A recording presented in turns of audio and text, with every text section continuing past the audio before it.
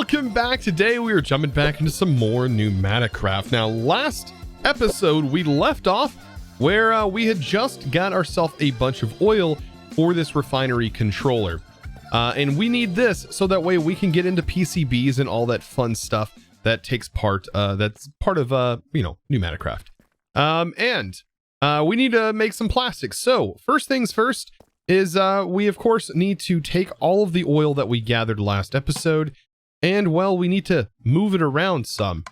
So on the back here, we can set this to extract, and that should fill this tank. Now, we need to get this to 100 degrees. And at the moment, the way we're going to be doing that is by taking our vortex tube and making sure the hot side is connected to this. And hopefully we can give this enough pressure to be able to get this to the appropriate temperature. So that way it splits into the 4 different materials, or separates into the 4 different materials or fluids. To do that, well, coal. Coal is going to be our big component to this, because we got to fill all of these with some coal to start that pressure ramping. And what should happen is this should start to get hotter. Well, this side will actually get colder, and this side will get hotter. Vortex tubes are actually really neat. And yeah, it's going to be converting basically temperatures. Yep. So as this gets hotter, it's of course going to make this side cooler, which is very interesting mechanic, right? So we're already up to 33 degrees Celsius. Now here's the thing. I don't know if I'm going to need more than one of these. We'll find out, I guess, once the pressure kind of reaches its max on these machines. Once it gets close to 5 bars, these are going to start expelling, and it's going to get really noisy really quick. But I'm hoping. I got high hopes. We're already at 50C, and so this should hopefully get up here. This isn't going to be the only setup either that's going to require a vortex tube. Now, perfect. This thing just hit 100. And as you can see right here, it definitely hit 100. Or right now it says it's at 99, but it just now hit 100. Perfect. Bouncing back and forth, but it should even out, I think. Yeah, this is now at 102. And so, as you can see, yeah, things are starting to be generated. Very, very nice. Now, the big thing we're after, of course, is LPG, and we need this, which is one of the tanks at the top, I believe. I think it's the very top one. That's the one we're going to need to pull the LPG out of. Hopefully this thing will get a little bit hotter. Right now it's setting at 3.16 bar. Current temperature is really, really cold on that side, but this side is really bouncing back and forth. I almost think that this would probably benefit from another vortex tube.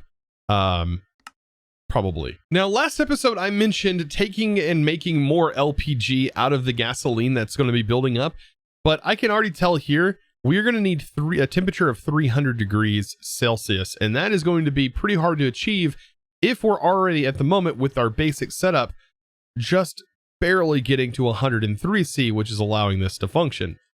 So I think what we'll do is we'll just live off of the LPG that we're currently generating, which is not a lot at the moment. But it would be really, really nice to take this and go ahead and start getting it processed up. So getting the LPG processed is going to require us to do molten plastic. So we're going to be making molten plastic with this, and then we're going to take the molten plastic and we are going to be converting it into plastic, apparently. It says there's in-world solidifying, apparently. Is there not a way to make plastic inside of a machine? And apparently we can make a plastic bee. Ooh, that might be something worth doing later on. Okay, apparently we can use a heat frame from the looks of it as well, just using JEI. So, I'm going to need to make a few things. Here. So to utilize the LPG and turn it into plastic, we need a thermopneumatic processing plant. Another little step here. I think we might need more than one of these, actually. So we're going to be taking the plastic, and then we need to take the liquid molten plastic here, which we also need to heat to 100 degrees Celsius, by the way. And we need this to convert with some coal, and this shouldn't be too difficult, I don't think. I don't think this is going to be that bad at all. We just need to make sure we have another little setup for this. And I'm probably going to use some regular pipes for this. So right here, we can have this set up. I need another vortex tube, I think. There are heat. Let's see. There are heat pipes that we could potentially use as well. I don't know how they work though. They're kind of new to me. And can we even make them? They require compressed blocks of steel. And then this thermal lagging, I don't think it's probably going to be necessary. We'll just probably end up making another vortex tube. Making sure the vortex tube is a place like that. And then we're going to need, well, a couple of air compressors for this as well. Actually, we might be able to just hook into this with our existing air. Yeah, we could probably do that. Because everything sort of pressurizes around itself, this might be the way to do this. We hook that there. And then hook it in. And there we get that weird audio bug. But that should pressurize and should heat this up. At the moment, it is, of course, definitely heating up. But we need to send fluid from here. So piping it is. And I guess a regular fluid pipe is probably going to be the best option for this. So we'll just continue this over. And we'll send fluid directly into the top here. And of course use our wrench. And that should, yeah, pull the LPG out. And let's get some coal. And let's try this out. So we'll put the coal in. And that should convert into some plastic. And look at there. We already have ourselves a couple of buckets of plastic. Now, the next step is a heating frame. And we need to take this and take the plastic and put it inside here. And utilize another vortex tube. Except this vortex tube is going to be doing the exact opposite. And I don't think this will directly connect. I don't think. Can we place this directly on the ground? So I think this has to be placed on a barrel or placed on an inventory. Okay, so it's being placed on a barrel. And it has an inventory, it has a temperature. And so we should be able to use this. Go back. We need to turn this and make sure it's on the cooling side. And then I will just carry some pipes over. Let's see, tubes, not pipes. There we go. Perfect. Let's make sure that's fixed. And that's going to start cooling this. We need to get that below 0°C. And then I guess we bucket out. Now it did show buckets being converted. So yes, so the buckets immediately converted and have a chance of giving you a bonus product. That's interesting and very manual. And looky there, plastic fantastic. So with this plastic, it is going to allow us to get into PCBs and all of that fun stuff. So I guess, without further ado, it's time to start making some empty PCBs, right? Via this method, which is going to require a redstone torch, gold nuggets, and plastic. And then we're also going to need, from what I believe, just a little bit of pressure to pressurize the chamber in here. Now, I'm hoping this is pretty straightforward on how we're actually going to be utilizing this plastic inside the chamber here. So, of course, it is going to be used for the transistor and all kinds of components, but I'm hoping it's simple to put in. Now, I did go ahead and add a few more air compressors, and I have more air compressors back here because my heat dropped significantly over here as the pressure just wasn't going high enough. So I added 4 more in hopes that it does go back to 100. If not, I'm going to have to add even more until later on where we can get better air compressors. But of course, we have to get through this first in order to be able to do that. Because making advanced air compressors are what this all PCB stuff is for. So, plastic, yes. So the components that we're going to be using to make this is going to be gold nugget, redstone, 2 redstone torches, 3 gold nuggets, and a piece of plastic. So, gold nuggets, 3 of those, torches. Let's see, 2 redstone torches. We'll get those crafted up real quick. And just 1 of the plastic. Now, I should be able to throw the ingredients directly in here. And even though the pressure may not be exactly where it's supposed to be, it should stay open enough for all of the components to enter the storage. So this might be where we have to get into the redstone. Okay, round robin export off. Okay, looks like all of the items should be inside there. Yep, there we go. Oh, that makes it so much better. And then, of course, we wait, and there we go. We get our empty PCBs. So this process has been made so much easier than it used to be dealing with all of this.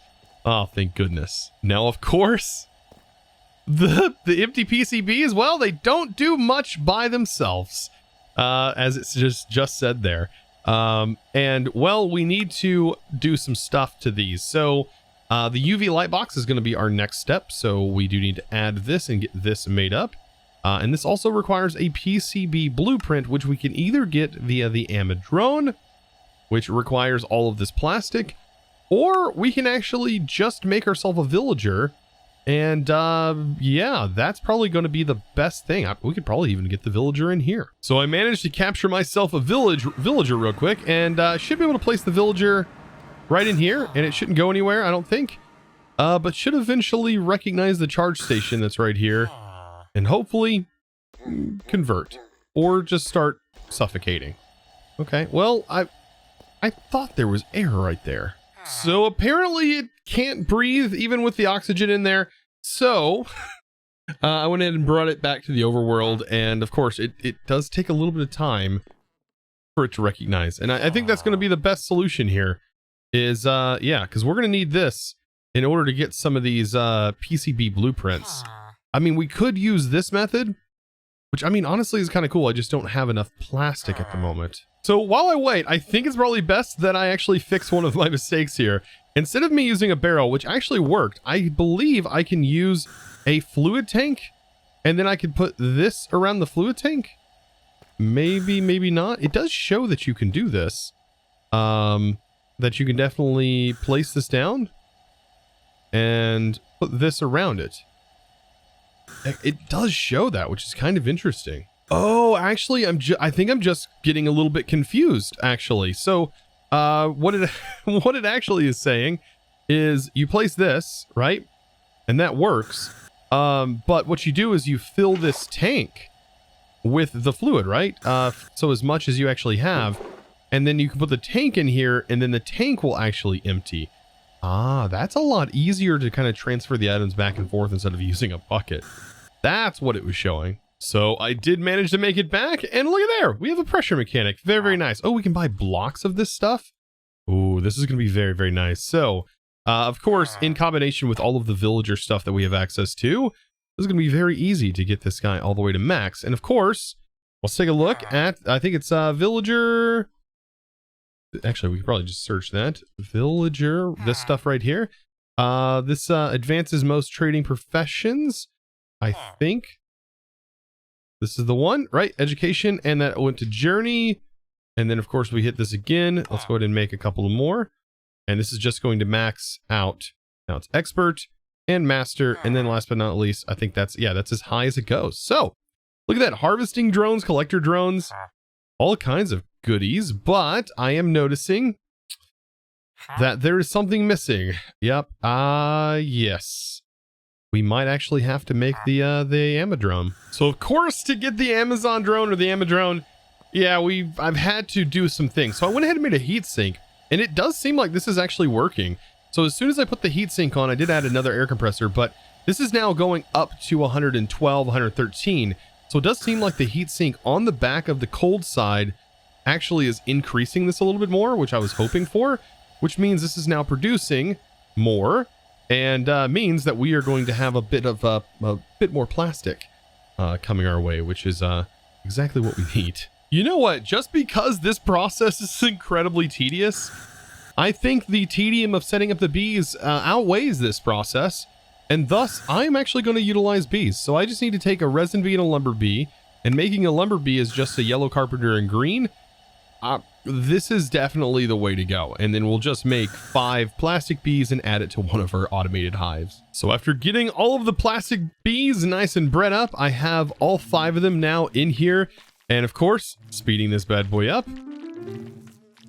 It's very, very nice. These guys are definitely producing plastic combs. And we now have enough plastic being produced. This is incredibly fast on that plastic. To definitely make the drone. So let's pop back in. So PneumaticCraft, there we go. And the tablet. Boop, just like this. Perfect, better than villagers. So we're gonna need a couple of chests or barrels, I think look better. But they don't have to be in any major place. Right now we're gonna be doing some trades just directly with the barrels. However, we do have to go back, and I don't know if we can do trades inside a building. I think this has to have access to the sky, if I remember correctly. But we do need some pressure in here, so we are going to have to definitely pressurize this to get this to at least start working. So let's run back over real quick to our space station. I love how this is all like interconnected. I love actually having it, needing a reason to go to the space station. It's kind of fun. So over here is my pressure charging area. So there we go. This is going to charge up. I still don't understand. Let's see, manage upgrades. So there's apparently upgrade slots that we can put in here. Maybe, I know speed upgrades and stuff will help charge this faster. As of right now, we'll get like up to 5 bars worth of pressure inside this. And then we should have plenty of air for a while. So, and there we go. We have ourselves 5 bar just like that. All ready to go. And yeah, I want to place this down and test. I'm almost positive that we can't. Now, we shift right click, I believe, on here. It says insert a charging station, install upgrades. See right here, move this so I can actually read this.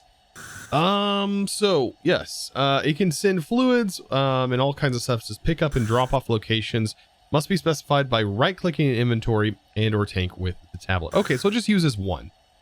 So you just shift right click on the one inventory. And then I'm going to put my items in here, but we open this up and we can see with that inventory, we now have some delivery options, right? And we needed blueprints. Now, this is what I would have said here. It says orders in basket. But I think we run into a problem. Let's see, offers used, list of your own. Okay, that's not what I need.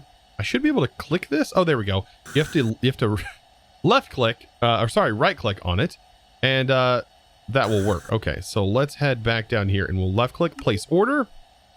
And I just wonder, is a drone going to just like pop through the ceiling and just like complete her? Oh my gosh, it does. And there's the delivery drone. And poof, it was actually taking damage because it can't breathe, I guess, in this area. How funny is that? Now, there it goes. So it has a pickup drone and then also a delivery drone.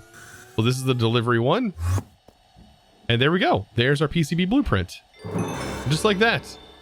Perfect. And you're done.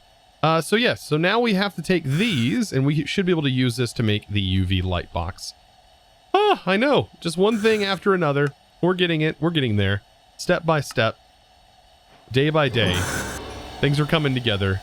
We'll get this done. So at this point, you're going to get so tired of making upgrades. Oh, man, you're just going to be so tired. So tired. Now, I don't know what the threshold is all about, but we need to take this and put it in here. It doesn't really tell you much about thresholds. So I don't know what I'm going to be using this for. But I guess we put that in there. Oh my gosh, my eyes. Oh, I love that it like shines on the inventory. And like actually illuminated the inventory. But we can see this taking place here. And yeah, so what it's going to do is going to be converting this, filling this up.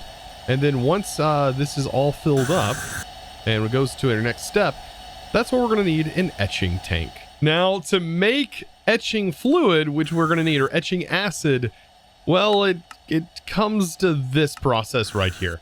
We need gunpowder, we're going to need rotten flesh, and we're going to need spider eyes along with some molten plastic inside the pressurized reaction chamber. Thankfully, it only needs 1 bar, which is very, very easy to make.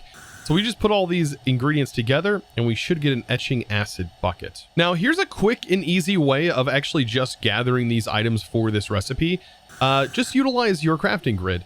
So when you have this open, you can just click the button and it's going to automatically send the exact amount that you need.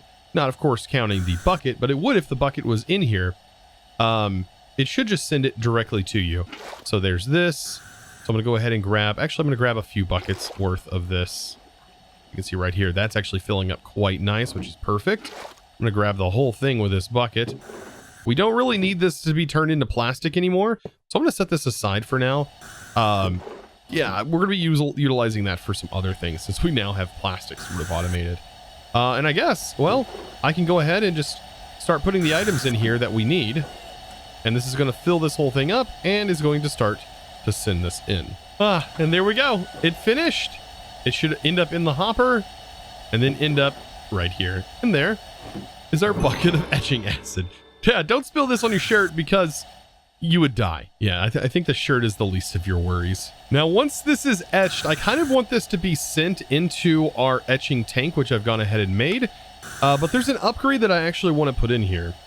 So that is going to be the dispenser upgrade. And that's going to give this some sides, right, that it can actually go off of. So I believe it is, yeah, this one right here. So just a plain Jane dispenser upgrade. It seems pretty simple to make. Let's see. Well, I thought it was going to be easy to make. Oh, there it is right here. Perfect. So yes, the dispenser upgrade. We put this inside. We now should have some options, I think. Or maybe this actually has some options. Eject to this side. There we go, the south. So I wanted to eject to the south, which is perfect. So let's pop this in, put this inside. And now once this is done, it should send and eject directly to the south once it goes into this slot. And it should put it inside this etching machine. And now the etching machine, well, it's going to contain etching fluid, as you can see, or etching acid. You can see right here. Now we can heat this up. If we heat up this system, it will go faster on the etching process, but you also run into a problem where it'll consume our etching acid a little bit faster as well. So you kind of win some and lose some at the same time. Now I think I know what the threshold is all about. So this threshold is regarding the etch success chance. So if we let this go all the way to 100%, then it will have a 90 or it'll have a 100% chance of etching successfully. However, if we set this to 90, it'll be done. It'll go over here, and this only has a 90% chance of being successful. So I'm going to say, let's set this to like 75 or maybe 50. Maybe we can even do 50%, you know, 50%. And we can go ahead and toss it in there. So like 50%, we can use a hopper, I think, to automate this. And we'll just send in the new ones through there. Let it have a 50% chance, as it seems to get to 50% pretty quickly. And then let it etch. And I guess we'll win and lose some, I guess, on that amount. Now, to just put this in perspective, here's what we need, right? The reason we're putting all this together and we're getting the finished PCBs ready is because we're going to be making an assembler to actually do all this stuff. And now each of these units require a certain amount of these finished PCBs. So the assembly platform itself is 1, then we have 2, 3, 4, 5, and then 6, 7, 8. So I'm thinking, yeah, that's 3, 4, 5, 6, 7, and then 8. Yeah. So 8 is what we need. I think that's perfect. So we need 8 finished, and then from that point forward, we can just assemble them, which is fantastic. Like, it does the whole process that we're working on. It just does it straight up through the assembler, which is way more convenient. Now, for each of the finished, we are going to need 2 capacitors, and we're also going to need the transistors. So we might as well start working on this. It does look like we could potentially buy transistors from the villager, which seems really awesome. But we can also craft them. But man, if we can get them through villagers, that's super OP.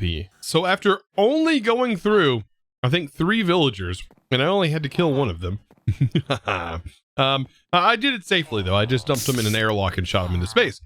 But look at this. Like I thought maybe like I got lucky with this one, but this bad boy right here, which I'm unlocking the traits. Holy smokes. Okay. So let's go ahead and buy some of those and buy some of those. That makes it a whole lot simpler because I don't have to go through and craft all these things. That's pretty sick. I like that I can do this. I love that they make like hissing sounds, by the way. That is hilarious. Are these used for anything else? There's a remote. They're used for network nodes. Other than that, not much else. Now, I have gotten a couple of failed PCBs, but thankfully we can actually just toss them inside of a blast furnace. And yeah, the failed PCBs can then be turned right back into empty PCBs. So I think 50% may be a good area there. And I already have 6 assembled PCBs. Yeah, it still doesn't do much on its own.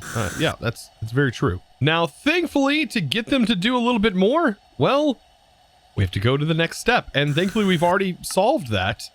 And we already have ourselves 6 PCBs. Now, the fun starts. I believe that's true as well. So now that I have all the PCBs made, I think it's time to get the assembler crafted and ready to go. So this is going to be kind of straightforward here. And should make getting these finished PCBs, which are used in a ton of stuff, ready, right? It's an upgrade module, unlocks module configurations, interesting in 2 modules. So yeah, there's all kinds of stuff. But we have to make one of each of the components. So we have the assembly controller. Let's go ahead and make the assembly laser. Boop, there's that. The assembly drill. Just requires some diamond. At this point, you should totally have diamond. If you don't have diamond at this point, what are you doing? Then we have the UI. This is a export, and then we have an import. So they need to be connected to chests, which are kind of interesting. And then, of course, assembly a platform for which the stuff happens. Awesome. So I think I'm going to place this over here and sort of have this connected. The assembly platform is sort of the centralized location.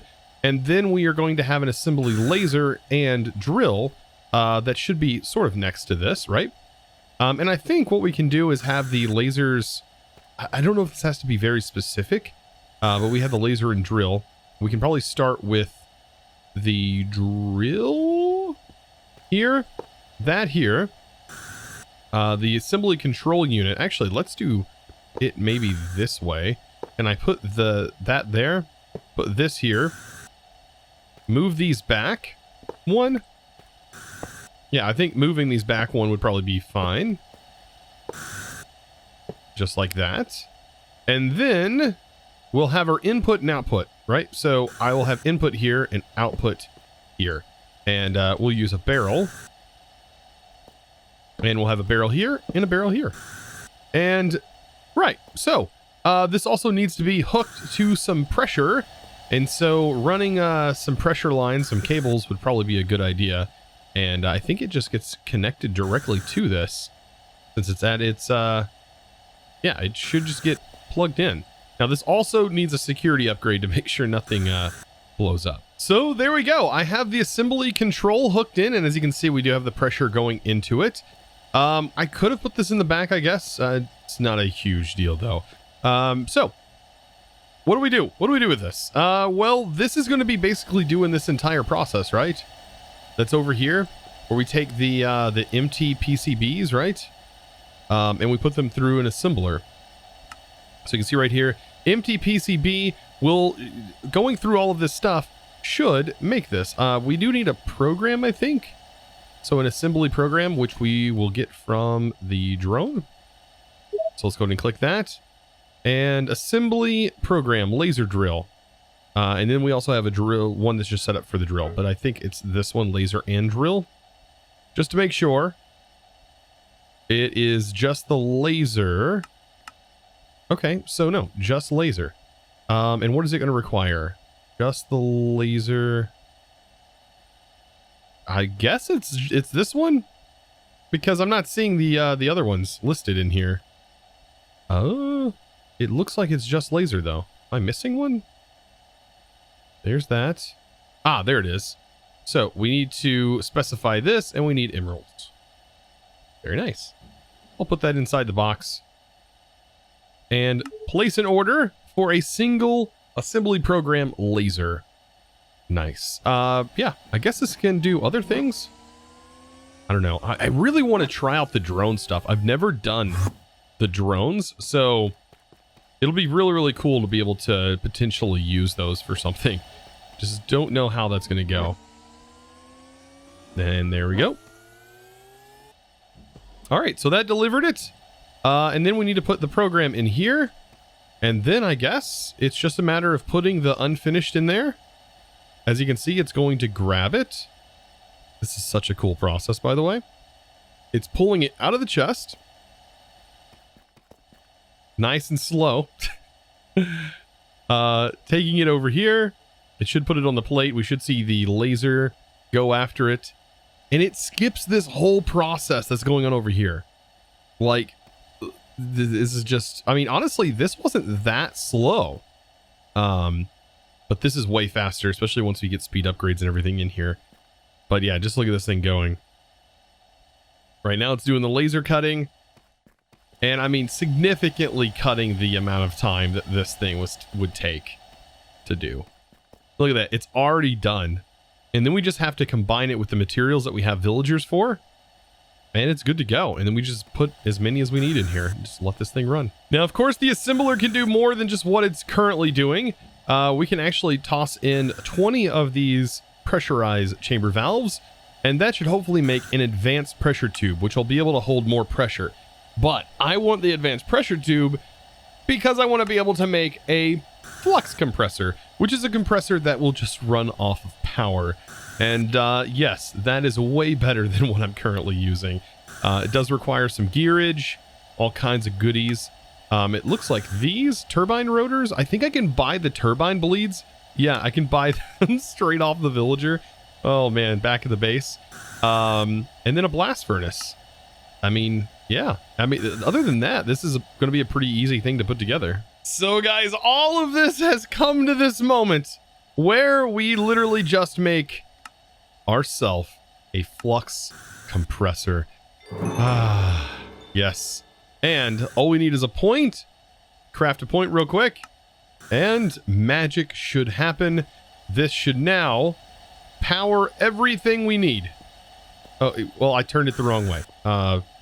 Ignore that. Act like you didn't even see that. There we go. Well, we just need to actually give it a security upgrade.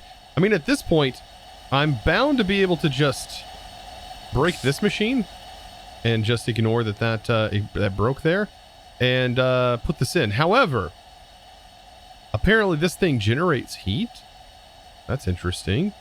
It generates heat, which is kind of scary. Let's give it power. And does it also produce more pressure? Oh, it does. Okay, so maybe we should definitely limit this. But I mean, it does work. But as soon as it goes over the 5 bar generating, it's most likely going to pop the pipes that's connected to it. And I really hope it doesn't like just explode and break one of these things. Surely it won't do that, right? Okay, it actually might. Okay, it's already over. Oh no, oh no, oh no, no. It's already over. Oh, something's gonna blow. I know it. I know something's gonna blow up. Oh man, this is getting there. As soon as these pipes go, one of these pipes are gonna blow up. I know it. Oh, everything's trying to void off. Is it actually going to be able to void off fast enough? Oh my gosh, it actually might. That is kind of awesome. I guess the good part is that, for example, this machine here, we could use it for the charger and actually charge some really cool things like the minigun, for example. So let me go ahead and get rid of this. We'll break that. And I will use this to charge my stuff. Yeah, that seems definitely reasonable. So we'll place that there. I think this might be able to hook directly to it. and then just charge. That looks really cool connected directly to it. Place a security upgrade. This didn't have a security upgrade in it. Well, that's not good. I guess it doesn't matter then. Only one thing maybe needs a security upgrade. I don't know. Let's go ahead and get the power hooked up to it. And we'll go from there, right? So there's the power. Make sure that's set to power surge because they've been working kind of wonky. And that should build up temperature, but this should also build up pressure. Now, there's a couple of cool toys. Now, I'm not going to just go without making some of the cool toys. Now, PneumaticCraft has a vortex cannon, which is another pretty neat little nifty toy that we can mess with. We actually already have one of these, but what I want to make is the minigun. And it does seem quite achievable actually to make the minigun. I thought it was going to be more expensive than this. Definitely not as expensive as I thought it was going to be. We just need a lever and this. And we can actually buy the ammo, which is pretty awesome. Okay. Say hello to my little friend. Out of ammo, sneak right click to load. But first we need to give this pressure. And this should be able to actually fill up quite a bit. And while it's filling up, I'm going to go get some ammo from our villagers. And I believe, yeah, this right here, armor piercing round ammo on that one. This has weighted minigun ammo and then incinerary minigun ammo. And then what are you offering? Freezing minigun ammo and then more armor piercing. Ooh, all of these seem really great. Armor piercing, though, seems like the best, in my opinion. This is 18, though. For that, how much are you? You're only 10. And yeah, let's go with armor piercing rounds. That should do the most damage, I would think. And I don't know how many times we're gonna have to reload, but I'm pretty excited to get to use this minigun. Now the vortex cannon, I believe that just shoots air. Yeah, I think it's just like it's like an air gun. And so I got to fill it with a little bit of air before I can utilize this. But I think it kind of like pushes mobs. So of course I can't leave you hanging. So I went ahead and got the vortex cannon, these are two of my favorite parts of this mod. Now shift right click and we put our cartridges in and there we go. We are loaded and ready to go. And then the vortex cannon, well, let me just sort of, yeah, apparently that's a thing. It can sort of launch things. It can also apparently break leaves, which is kind of useful actually. And if we can find some sheep laying around, I mean, it can dispel mobs, break grass, supposed to push mobs back. Yeah, as you can see, it can push us too, which is interesting, I guess sometimes, but this is the coolest thing. Yep. There we go. And we are taking out mobs like it ain't nobody's business. Minigunning it up. Oh my gosh. You know, it doesn't do nowhere near as much damage as you would think. Kind of sad. But, you know, it's fun. That's what it's all about. Whoa. I guess like sometimes it like shoots you back, which is kind of cool. Yeah, the minigun is just, it goes through so much ammo.